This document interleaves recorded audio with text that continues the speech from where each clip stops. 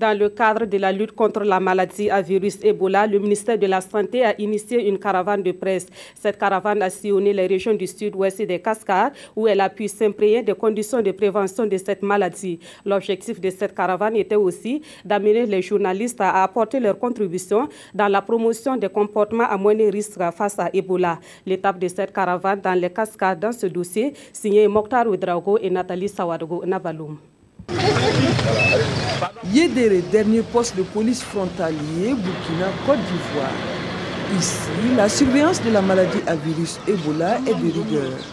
Et tout voyageur entrant en territoire burkinabé doit se soumettre à cet exercice. On prend les températures pour voir ceux qui sont fébriles et on les arrête pour voir comprendre pourquoi ils sont fébriles. On essaie de comprendre pourquoi l'origine, est-ce que la personne était malade. Mais il faut avouer que les conditions dans lesquelles les agents de santé travaillent ne sont pas enviables.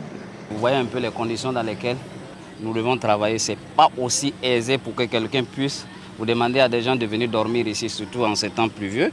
C'est assez délicat et difficile. Donc on travaille actuellement jusqu'à 17h, 18h. Quand les derniers cas de 17h, 18h passent, on est obligé de rentrer. Une situation qui ne laisse pas la directrice de la promotion de la santé indifférente. C'est juste les encourager pour ce qu'ils font.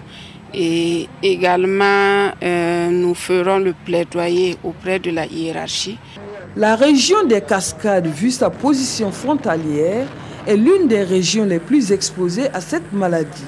Il existe dans la région des forêts classées, des réserves forestières et des grottes qui abritent des animaux vecteurs de la maladie à virus Ebola.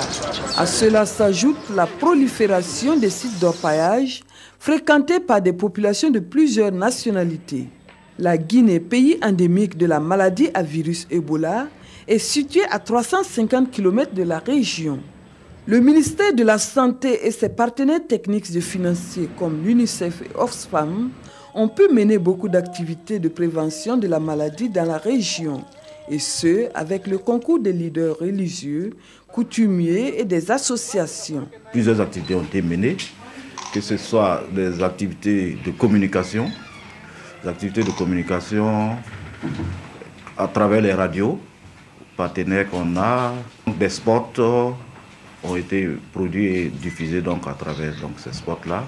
La sensibilisation a été faite dans les différents lieux. Nous mettons en œuvre beaucoup d'activités, notamment des activités de sensibilisation qui ont deux volets. Et premier volet, une activité de sensibilisation à travers le théâtre dans les écoles et puis au sein de la communauté.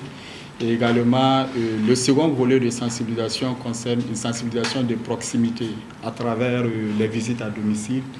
Par exemple, dans la province de la Leuraba, des actions aussi sont menées avec la même stratégie d'approche. J'ai entendu dans les télés, dans les radios, les gens parlent d'Ebola. Ebola, bon, ce que j'ai dû comprendre dans Ebola, c'est une maladie mortelle, une maladie contagieuse, une maladie dangereuse. Pour l'éviter, il faut garder les lieux sains, toujours laver les mains avant de manger. Ce que les gens ont dit, c'est la viande sauvage. Les infirmiers sont venus spécialement me voir de ne plus faire cette pratique-là. Donc depuis lors, je n'en fais pas. Pour le directeur Irénée Wangrawa, il y a des avancées notables dans la lutte, mais il ne faut pas baisser la garde. Dans l'ensemble, la caravane a pu constater de visu les actions menées dans chaque région.